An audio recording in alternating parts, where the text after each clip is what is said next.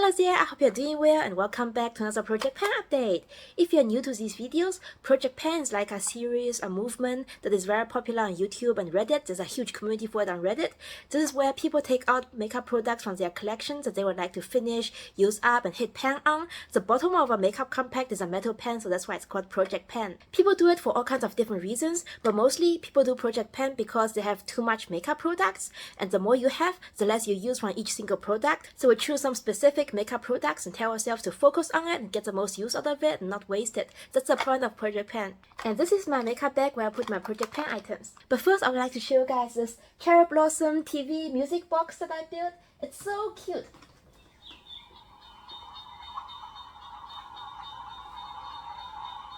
Isn't that so cute?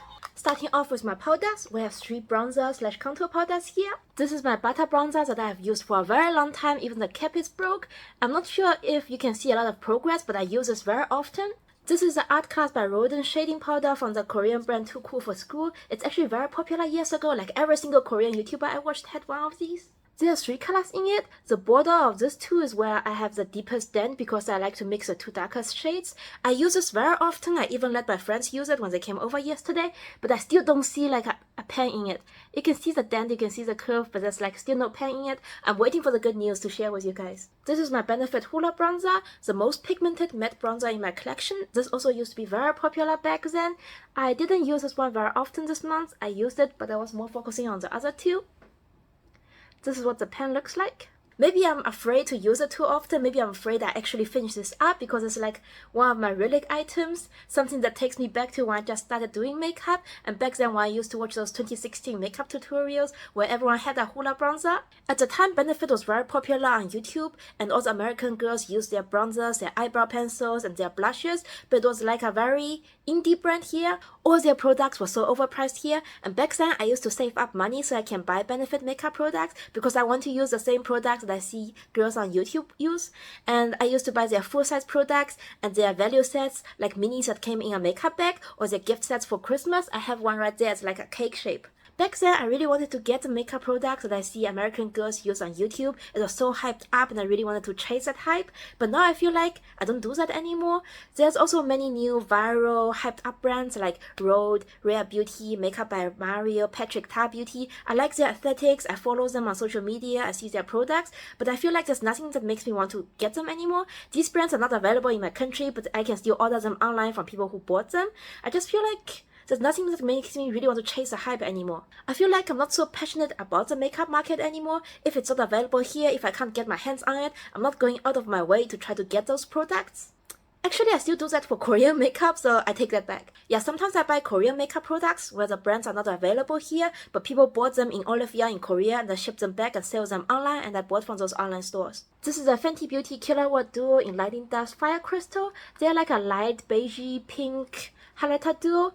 Back then when Fenty Beauty came out, it was really hyped up, and this was one of the brands where I would go out of my way to try to get it. Back then it wasn't available here, and I went on Taobao to look for sellers who bought them overseas, and I bought it in the year it was released, so that's actually many years ago. I wanted to do in Mint Money Hustler Baby. It was like a light champagne gold duo that would actually suit my skin tone much better, but it was sold out at the time, but I still really wanted it, so I bought this set. It's okay, as you guys can see I use it a lot, I really loved it, I really chased the hype back then, but it's actually a little bit too white and too pink for me. Like this one actually shows up really white on my skin. I used it on my nose bridge and I had to wipe it off because you see how that looks kind of ashy against my skin tone? Like my skin is kind of like warm yellow beige-ish, but then the highlighter is a little bit too white for my skin if I use it this way. It doesn't really work well for me, but I'm still going to try to find occasions to use it and try to hit pan on it, get my money's worth out of it. I've learned a good lesson out of it. Next time I see a hyped up product and I know which shade I actually want, I will wait for that shade to be available again instead of buying something that doesn't work well for me. As for my powder, this is a translucent powder from Innisfree. It's a no sebum pressed powder. This powder from Innisfree is the pressed and the loose powder version. It's very popular, and they change their packaging like every year or a half year or every 2 years. I just feel like the packaging always changes. This is a very old packaging from years ago. It's a very good oil control setting powder that has no color in it. I used it today after I did my makeup before I left my home, and I was out for a few hours. It's really humid and really hot today. The air is so sticky, I feel like I sweat a lot. I carried the powder with me, but I didn't do any touch-ups. Before I started filming, I was using the powder for touch-ups, and now I feel like I need to do some again. My skin gets really oily these days. It works very well and I also use it very often, but there's still like a ring of powder on the outside that I need to rub off and finish up. It controls oil, sets my makeup, mattifies it, and as you guys can see, my skin looks so smooth under it. It like blurs my skin. I really like this powder, works really well. I would totally recommend it if you're on the look for affordable makeup setting powder. And I want to show you guys something. I ordered a custom magnetic eyeshadow palette online. It looks like this. I think I ordered a size too big. I should get the smaller one, and I wanted to get that one, and then I was afraid it might be too small, so I ordered a size bigger, and now it looks like this. So the bottom here is magnetic. You can put any metal pens on it, eyeshadows, bronzers, blushes. They will all like suck onto it and hold it in place. I put inside 4 of my single eyeshadows, and then this is a Nars eyeshadow duo where the packaging got really disgusting and sticky, so I took them out and threw the package away. This is a package from the eyeshadow duo, and this is one from the blush. They're all very worn out. I went to get the old outside packaging to show you guys, and then when I leaned over, I dropped my palette. The corner broke off. I'm actually so upset with myself.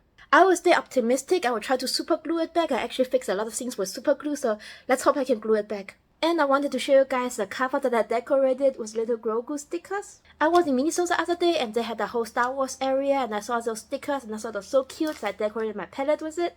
I'm still so upset I broke the palette. Moving on to blushes. This is a blush I used today. It's a RMS Beauty cream blush. I actually like that now that the weather gets hotter, the blush kind of like melted by itself, so it's actually very easy for me to pick it up with a brush, whereas back then I had to rub over it with my finger to warm the product up to melt a little bit onto it. This is the shade Promise, a discontinued blush. They rebranded their packaging, so the old one was on discount, and that's why I bought it for a very good price. It was also on discount because it was expiring, and by now I'm sure it's already expired, so I should finish this up.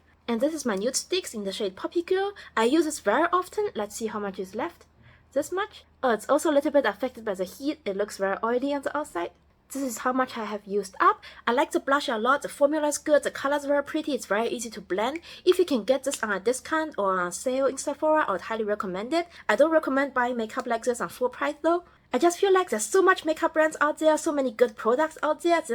Unless the product is really good and unbeatable formula, I don't feel like you should pay full prices for it. If you're not in a hurry to really need to get a product, just wait until the next sale or discount and get them for a good deal. And then this is my Nars blush in the shade Outlaw, also a good discontinued shade. I can clearly see a very good progress on it. I can tell the pan is expanding. The silver area here that doesn't have any powder on it, I feel like they're all new progress that I've made. I'm really happy with that. And then with my 2 flower nose blushes, I use them very often this 2 months. I just don't see a progress on them yet. They are pretty rubbed flat already. This one have a deep dent in it, a decent dent. I just don't know when I will hit pan on these. I really want to show you guys a pan a flower nose blush. I haven't panned a single flower nose blush yet. And then this is a flower nose palette I'm trying to pan. The packaging is so dreamy, so pretty. There are 5 shades. I already hit pan on this one, and the pan actually expanded a lot because I kept using this as a highlighter shade or eyeshadow base shade. And then I think the one I'm going to hit pan on is this one. You guys can see there's already a dent in it. I use this as like an eyeliner shade, as my eyebrow powder. I haven't used the eyebrow pencil in a long time, like this whole entire month. If I'm doing my eyebrows, I take out this palette, use this shade as an eyebrow powder because that's how I can hit pan on it very fast, I think. The dent will go deeper soon. Now for the lippies. This is a Fenty Beauty Gloss Bomb, my all-time favorite lip gloss formula. I also think they are really worth the price. If you want to get anything at full price, get the Fenty Beauty Gloss Bombs because they come with 9 milliliters. That's a lot more product in it than most of the lip glosses on the market. You will not regret it if you bought this at full price. I'm trying to get it to show on camera because there's like this much in it. I can see a clear line of product that's left in it. I scraped it. Now you can see this whole entire area is already empty. There's like 1 cm of product left at the bottom. I already finished one of these before, so this would be my second one. I really like the formula and the color. I would recommend the Fenty Beauty Gloss Bombs to anyone who's looking for a new lip gloss. The only downside, they leak. Like, if you carry this around in your bag, in your pocket, somehow the lip glosses, even when it's fully closed, it comes out from the tube. It leaks a little bit, but if you keep it for too long in a makeup bag or in any place where it lies like this, somehow it leaks even more. So I wouldn't recommend taking this around with you or travel with it. Don't take it anywhere, just keep it at home. For the 3 lipsticks, I didn't do any progress on this one, I'm just being honest.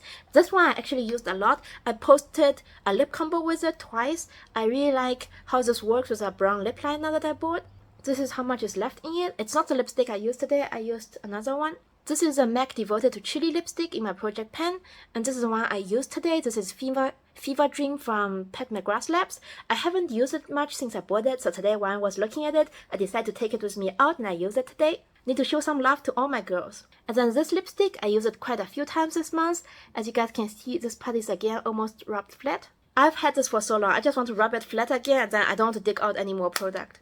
This one I used like once or twice this month. I didn't do much progress on it, but that's okay. I already finished up 2 of these. This is my 3rd one. And that's it for this video. Thank you guys so much for watching my videos, for keeping up with me. Let me know which products are in your project pan that you are trying to finish. I hope you have a good day and I'll see you in my next one. Bye! I'm gonna go try to glue my palette.